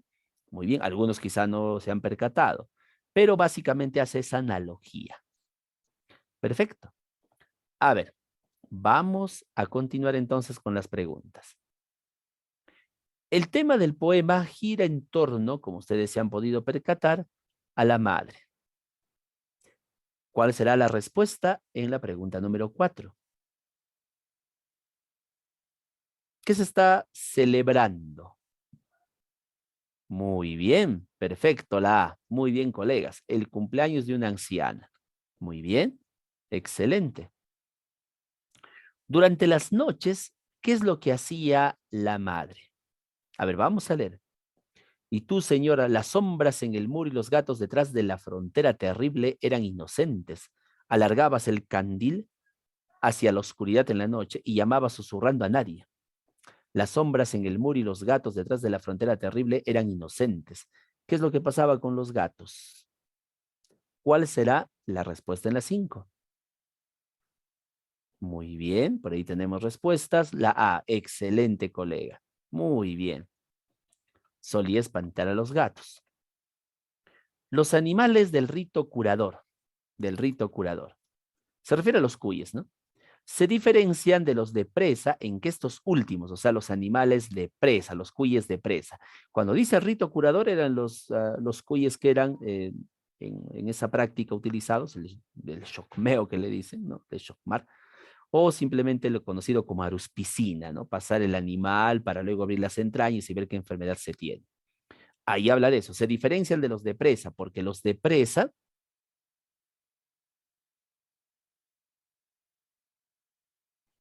muy bien, la B, son animales que no sirven para ser devorados. No, los de presa sí son para ser devorados. Por eso son animales de presa. ¿En qué se diferencian de los de rito curador? En que los de presa no se utilizaban para buscar enfermedades. Ahí está, ya lo dijimos, ¿no? ¿Cuál es la respuesta, colegas? Bastante evidente, muy bien, la C. Excelente. No son empleados para la búsqueda de enfermedades. Esta pregunta es una pregunta de inferencia. Sí, es una pregunta de inferencia. ¿Por qué razón? Porque está comparando, está exigiendo que la persona compare y haga lo que se conoce como una extrapolación básica. Muy bien. No es cierto con respecto al poema. Esta es una pregunta literal. ¿Cuál no es cierto con respecto al poema? A, la sangre se vierte en una vasija, ¿sí? En una escudilla que recibe la sangre. Los niños sienten que la madre morirá pronto, los hijos. La madre recibe su cumpleaños con la muerte de algunos animales. Claro, por eso dice, siempre tu cumpleaños se recibe con sangre. ¿Cuál será la respuesta? Ojo, estamos buscando la que no es cierta, colegas, ¿ah? La que no es cierta. La B. En ningún momento del poema nosotros podemos ver que las personas digan que la madre morirá pronto. Lo que dicen simplemente es que está dormida, luego se despierta, ¿no? Y que está ahí con ellos, nada más. La respuesta es la B. Muy bien. Excelente. Excelente, colegas. ¿Qué tal nos fue ahí? Un poco más complicado quizá, ¿no? A ver, ¿cuántos hemos acertado? Son una, dos, tres, cuatro preguntas. Si hemos acertado 3 de 4, excelente. Estamos muy bien. Muy bien. Continuamos con lo nuestro.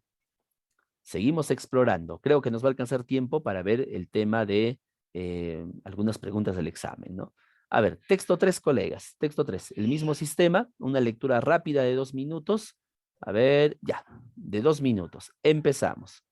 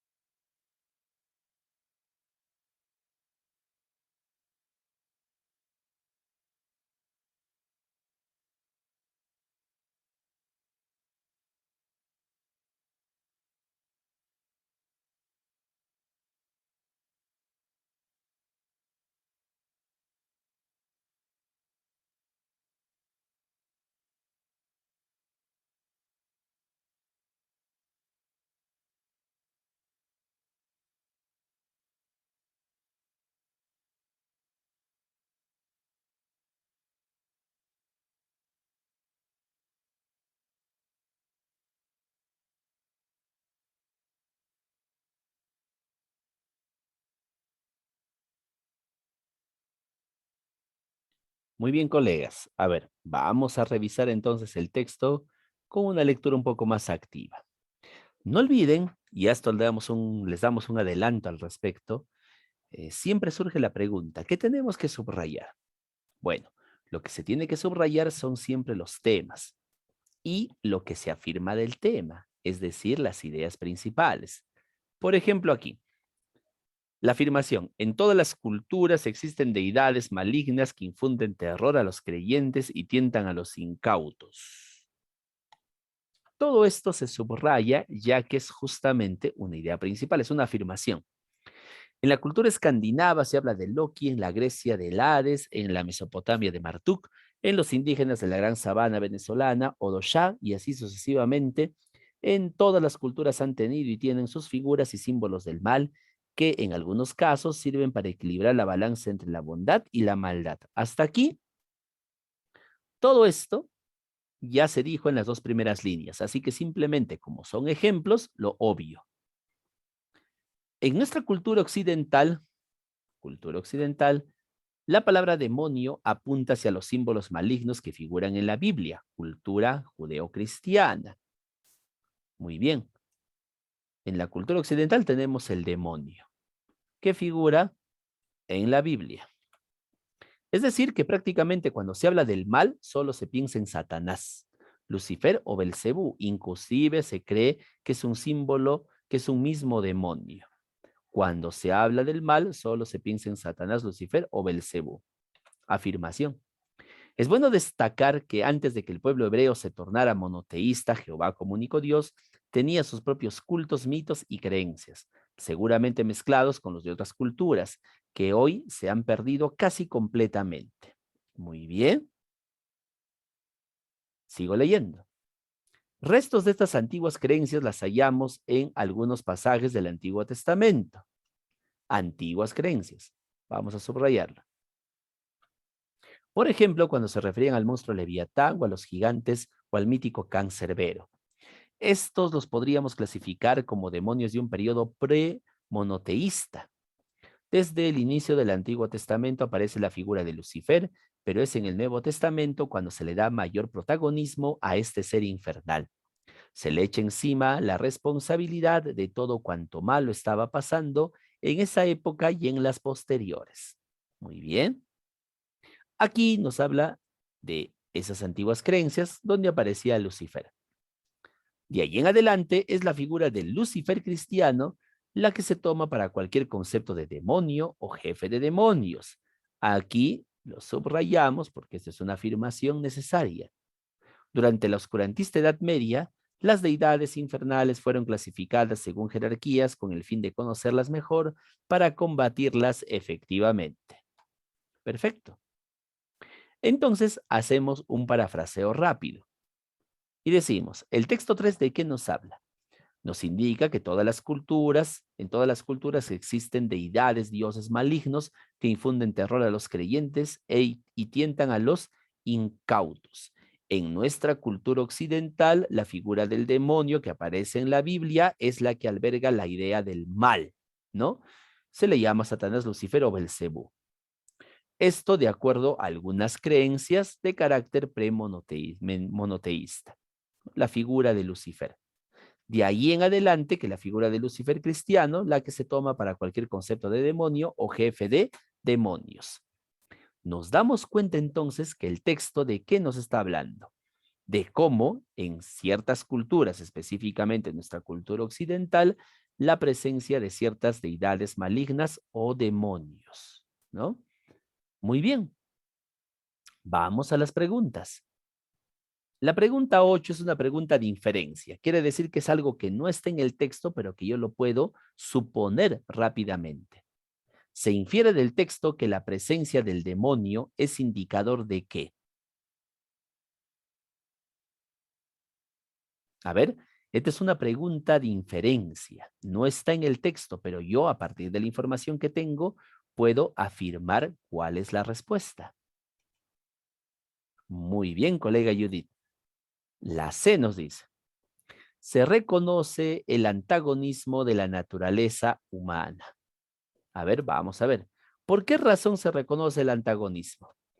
Lo que sucede es que, como ustedes se han podido dar cuenta aquí, mis estimados colegas, en algunos casos sirven para equilibrar la balanza entre la bondad y la maldad. Quiere decir que si hay un Dios bueno, debe haber un Dios malo, así como hay personas que tienen de bondad, así como de maldad. A eso, ¿cómo se le llama? Antagonismo, lucha, pelea. Muy bien, excelente. Eso no está en el texto literalmente, pero a partir de la información que me dan, lo puedo inferir. En relación a la presencia de los demonios en la tradición judeo-cristiana, es correcto afirmar que, ojo, aquí nos hablan de estos demonios, miren, la tradición judeo-cristiana, ¿no? A ver, ¿cuál es correcto afirmar? Ambas se alimentan de la misma raíz de pensamiento. No existen paralelos, similitudes entre ambas religiones. Obviamente, esa es una pregunta de distractor totalmente falso. Se sustenta la pluralidad de su presencia, es decir, que hay muchas o muchos demonios. ¿Cuál será la respuesta aquí?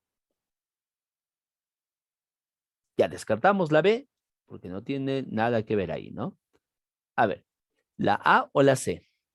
La A. Ambas se alimentan de la misma raíz de pensamiento. ¿Por qué razón? Judeocristiana, ¿no? Muy bien, muy bien. Excelente. La respuesta es la A. Muy bien. Y la 10. Ah, no, falta todavía la 11, ¿no? En la evolución del demonio, en la supuesta evolución del demonio, como ente único, se puede entender qué. ¿Cómo lo podemos entender?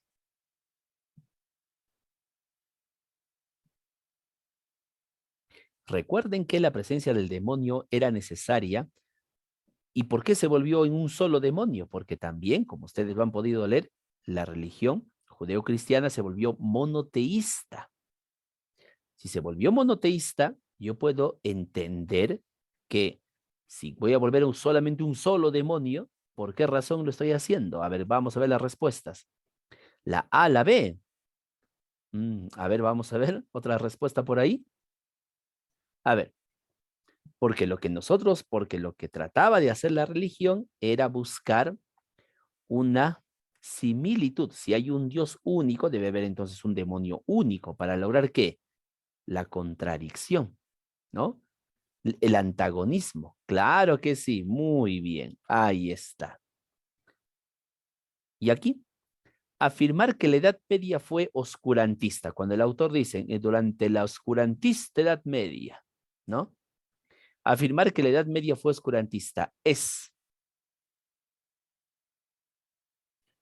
El autor está dando su apreciación o su opinión sobre la Edad Media. ¿Cuál será la respuesta? ¿Hay algún hecho que manifieste que lo dicho por el autor es totalmente cierto? O sea, que la Edad Media fue oscurantista. ¿Hay algún hecho ahí? ¿Hay algún dato? No, no hay ningún dato que nos diga que lo que el autor dice sea válido. Así que no podría ser la B, definitivamente. Recuerden que aquí nos basamos en lo que dice el autor, ¿no? Y el autor está diciendo que es una edad oscurantista. Entonces, afirmar eso, ¿qué es? Si el autor no está poniendo ninguna prueba de que sea así. Claro, muy bien, colega Violeta. Solamente es una apreciación del autor, arbitraria, al azar del autor. Muy bien, excelente, perfecto. Aquí sí estuvo un poco más difícil porque habían preguntas de carácter inferencial, pero, a ver, ¿cuántas tenemos? Una, dos, tres, cuatro. Si han acertado tres de cuatro, muy bien. Felicidades, colegas. Buen trabajo. Ahora cerramos con este otro texto, el texto 4. A ver, colegas, aquí hay una pregunta de traducción, pero a ver ustedes, un minuto nada más. Vamos.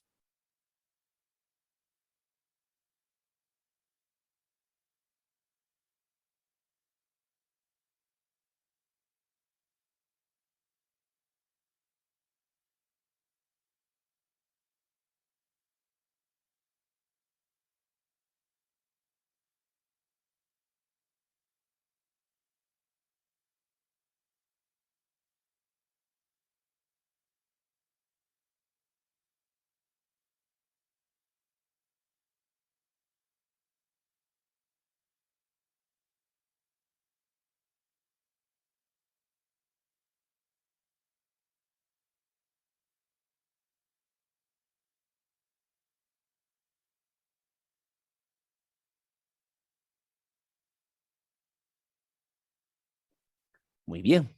A ver, vamos a ver qué nos dice aquí el texto, colegas. Tras 32 años de cine mudo, a la Warner Brothers se le ocurrió la idea de narrar mediante las palabras lo que hasta aquel entonces había sido contado en términos estrictamente visuales. Muy bien. Aquí hay una afirmación. Se le ocurrió narrar mediante las palabras en términos visuales. O sea, solamente era visual, pero a la Warner Brothers se le ocurrió utilizar las palabras. El 5 de octubre de 1927 presentó El cantante de jazz con partes habladas y cantadas.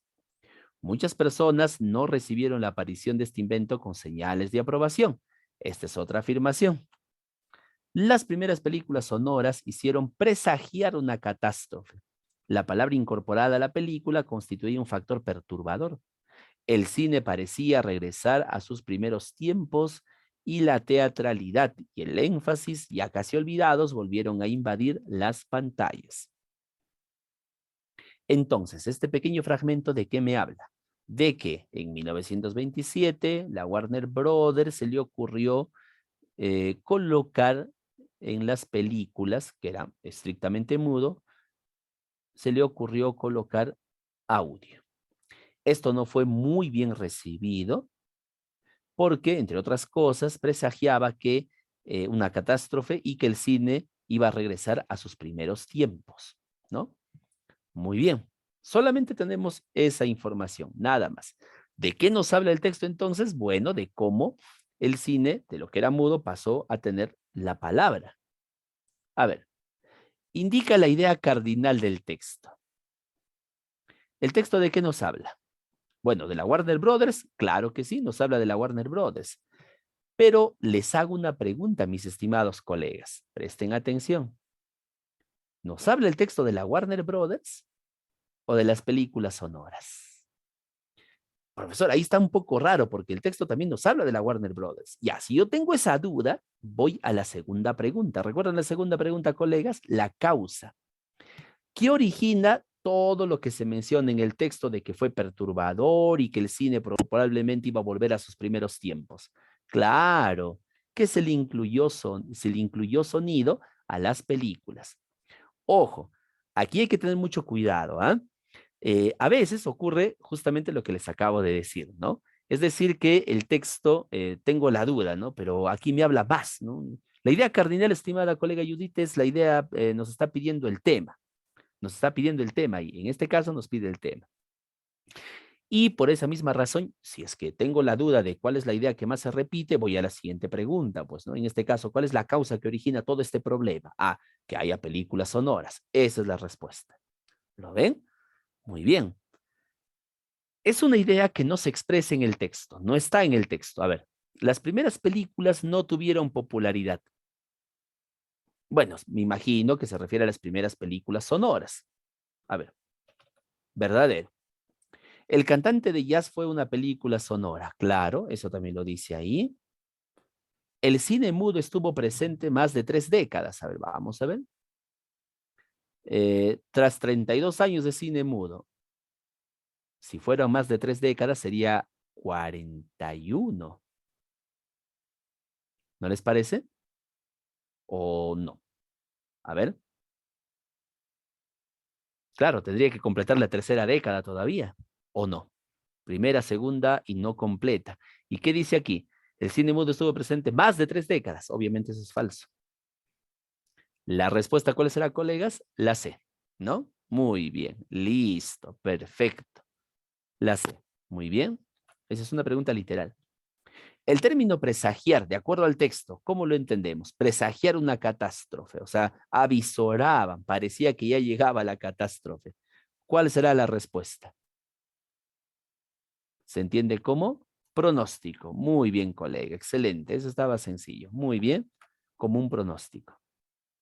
Muy bien, colegas. Ahí estaba entonces nuestra práctica calificada, ¿ya? Gracias por su participación. Creo que aquí sí todos hemos acertado, ¿no? Tal vez en la pregunta 12 había un poco de duda, pero ahora ya sabemos cómo identificar el tema. Muy bien. Vamos a lo siguiente entonces. Tenemos todavía unos minutos. Vamos a aprovecharlos para revisar o para darnos un tiempo de revisar aquí. Les voy a mostrar Un momentito, ¿ya? Ay, ¿qué pasó aquí? A ver, un rato, colegas. Ah, aquí estaba, ya. Ahora sí, muy bien. Bueno, vamos a aprovechar estos minutos para poder revisar algunos textos más, ¿ya? Vamos, lo que nos alcance el tiempo. Ujú. Muy bien, aquí estamos. A ver, vamos a revisar este pequeño texto. Fíjense aquí conmigo. ¿Qué es lo que tenemos aquí? Tenemos lo que se conoce como un texto de carácter discontinuo. Un texto discontinuo. Es pequeñísimo nada más, mire. Nada del otro mundo. Ahí está. ¿Ya? A ver, para darle mayor viveza.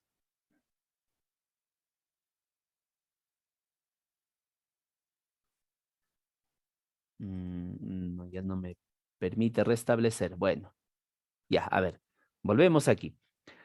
En la imagen que vemos a una jirafa subida en un scooter. Algunos hacen de la calle una selva. Por eso, mejor compre un scooter Yamaha y reciba gratis un curso de manejo. Yamaha. Así, rapidito.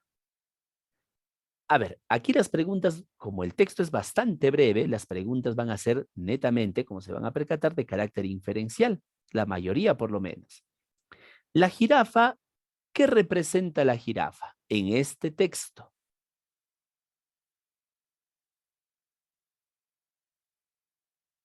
Algunos hacen de la calle una selva. Obviamente, la jirafa es la representación del animal en la selva, ¿no? A un conductor incipiente, nos dicen por ahí. Muy Al bien, conductor, profesor. muy bien. A ver, vamos a ver. Tenemos dos alternativas. Al incipiente conductor, o sea, el que comienza recién a manejar, al conductor en general, o a un mal conductor. Claro, muy bien. A un mal conductor. ¿Por qué razón un mal conductor? Porque la jirafa justamente representa ese mal conductor.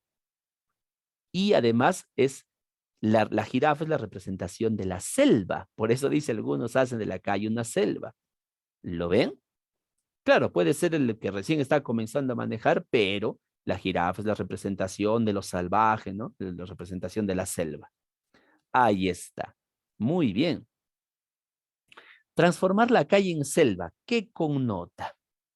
¿O qué idea nos da cuando nos dicen que la calle se transforma en una selva?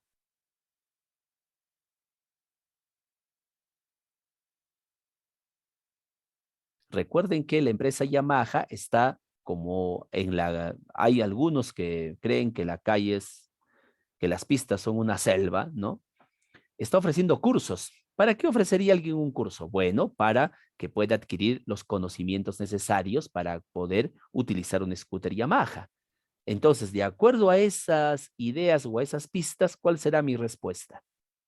La ausencia de respeto y conocimiento necesario cuando se está al volante. Muy bien, perfecto. Gracias, colegas.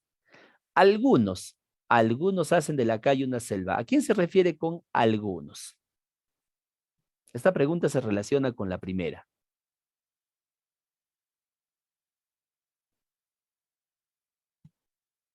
Muy bien. Los malos conductores, los pésimos conductores o los motociclistas en general. Los pésimos conductores, ¿no? Que necesitan un curso de manejo. Muy bien. ¿Quién, de acuerdo a la imagen, quién no recibiría este curso de la Yamaha? ¿Quién no recibiría ese curso de la Yamaha, perdón? Esta pregunta es bastante obvia. ¿Quién no recibiría el curso? ¿La C o la B? La B, ¿no es cierto? ¿Quién no compra el producto? Claro. Si tú no compras la moto Yamaha, obviamente no vas a recibir el curso, ¿no? Perfecto. ¿Y el curso de manejo qué vendría a ser?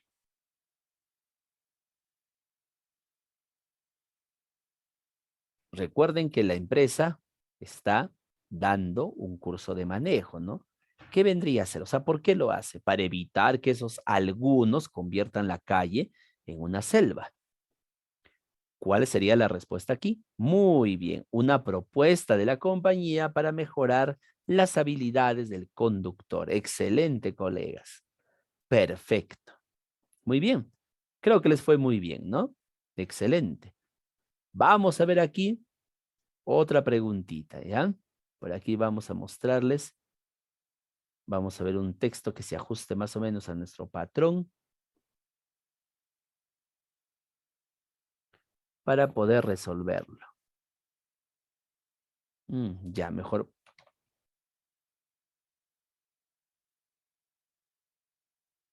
Ya, vamos con el texto 2. Vamos con el texto 2 y cerramos con el texto 2. ¿Qué nos dice? Lo siguiente. El gurú contemporáneo de lingüística, David Crystal, anunció que en los próximos 10 años el mundo verá una revolución nunca antes vista en la percepción del inglés. Muy bien. Esta es una afirmación principal. Según Crystal, la revolución será mucho más profunda aún que la que se produjo durante la Edad Media y el Renacimiento. En torno al inglés, nos encontramos con una sorprendente profusión de tipos de inglés por todo el mundo. Por eso la revolución. Ya no sirve de nada decir que el británico es el único soporte. Según sus datos, más de 400 millones de personas hablan ese idioma como primera lengua. 600 millones lo utilizan como segundo idioma, Indias o antiguas colonias británicas, y 250 millones lo han aprendido por razones de comercio y comunicación internacional. Todo esto son datos que solamente nos sirven para reafirmar lo que hemos subrayado. Así que no subrayo nada. Sigo bajando. El inglés ya no pertenece a nadie, sentencia. Luego agrega. Hace algunos años se podía decir que la lengua estaba en posesión de Gran Bretaña y más tarde de Estados Unidos, pero hoy en día hay tantas partes del mundo que han desarrollado su propio idioma inglés que es imposible mantener esa idea. Un ejemplo es la India, donde más gente habla inglés que en la propia Inglaterra, habiéndose desarrollado sus propias normas. Y esto hace que su afirmación de que el inglés ya no pertenece a nadie sea correcta, ¿no? Por lo menos para él. ¿El texto de qué nos habla? Nos habla sobre la afirmación de David Crystal al afirmar que en los próximos 10 años va a haber una revolución nunca antes vista en relación al inglés. Esto debido a que hay una sorprendente cantidad de tipos de inglés en el mundo. Por eso, él afirma o sentencia que el inglés ya no pertenece a nadie porque cada grupo tiene sus propias normas de empleo del inglés. ¿De qué nos habla el texto? Bueno, de esos cambios que anuncia David Crystal, de esa revolución del inglés que anuncia David Crystal. Ahora vamos con las preguntas. Cuando Crystal dice que el inglés ya no pertenece a nadie, quiere dar a entender que el inglés, ¿cuál será la respuesta?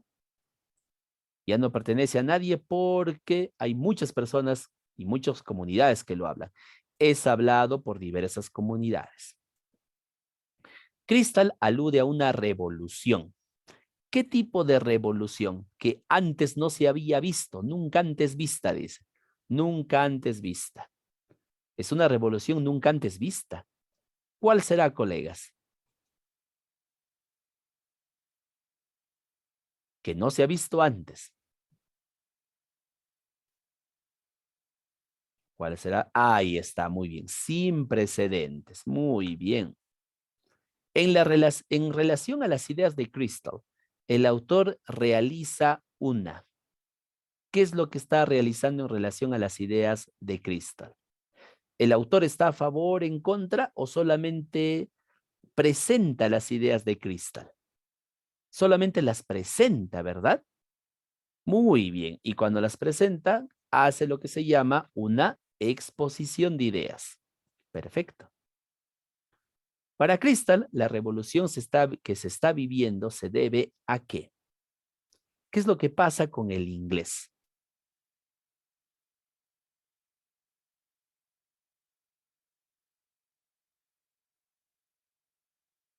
¿Qué es lo que pasa con el inglés? Cada grupo ha traído su propio inglés y el inglés obviamente ya no pertenece a nadie por esa razón.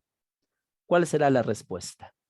Existencia de distintas modalidades del idioma y la lengua abierta. Muy bien, por eso se da esa revolución tan grande, ¿no?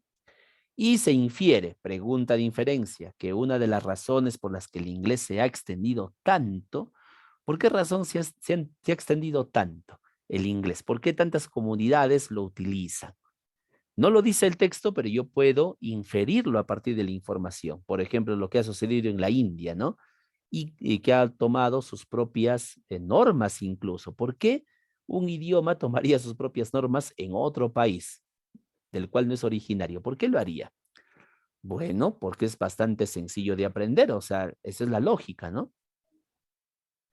Claro, nivel por su nivel de abstracción, que hace que el inglés sea de fácil acceso o sea muy fácil de conocer.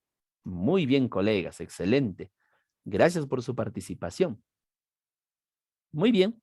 Y como punto final, aquí a nuestra charla de hoy, solamente quería agregar lo siguiente, para tenerlo muy en cuenta, colegas.